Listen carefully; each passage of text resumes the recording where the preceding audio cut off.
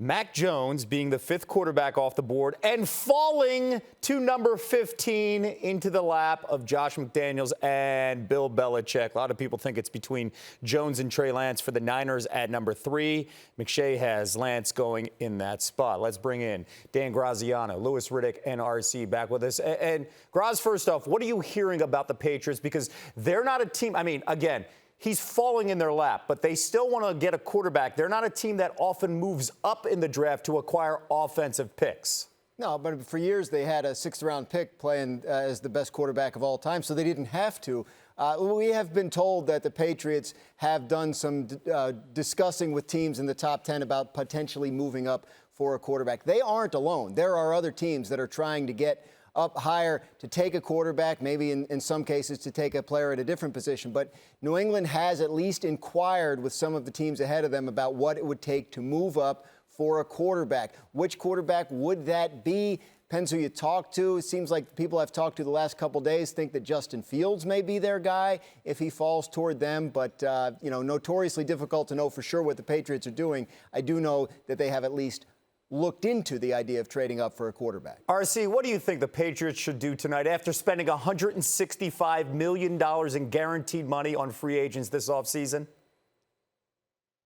I think the Patriots should continue to be one of the smartest organizations in sports. If you look at what they did in free agency, everybody kind of talks about the spending frenzy, but it really wasn't. They got good deals for good guys that they felt fit on their team in the places that they needed them. And that's how they should approach this draft. They have done their due diligence on the 5 quarterbacks. And I believe that there is a guy that they feel, if this guy falls to me or if he gets close enough, we make a move for him.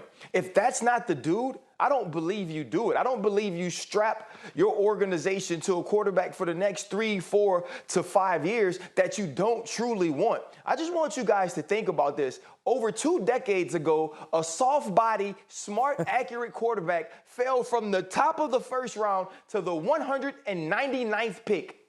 2 decades later, you got 6 Super Bowls. So maybe this time, another soft-bodied, very accurate, very smart quarterback falls like 12 picks from 3 to 15. And maybe you got 6 more.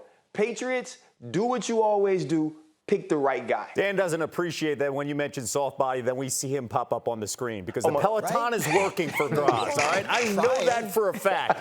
Dan, I've got your back here. All right, Louis, when you look at this team, too, and the construction of this roster, I think people often forget. Down year last year, but they had a ton of key players opt out on the defensive side. So what should the Patriots do if they can't move up for a quarterback? If they can't move up, then they'll just sit pat and take best player available. I'm sure Bill has a few players, not just quarterback, that he has on his list. They notoriously work with a smaller draft board than many other people. So I think he'll just sit pat, see what player falls to him, and he'll make the best choice for the football team relative to what he thinks they need. Simple as that. Okay, we will see how this continues to play out because, again, if Mac Jones falls at 15, I think we'll hear the entire country, at least in 31 cities, groan because it fell. A quarterback fell to them at 15.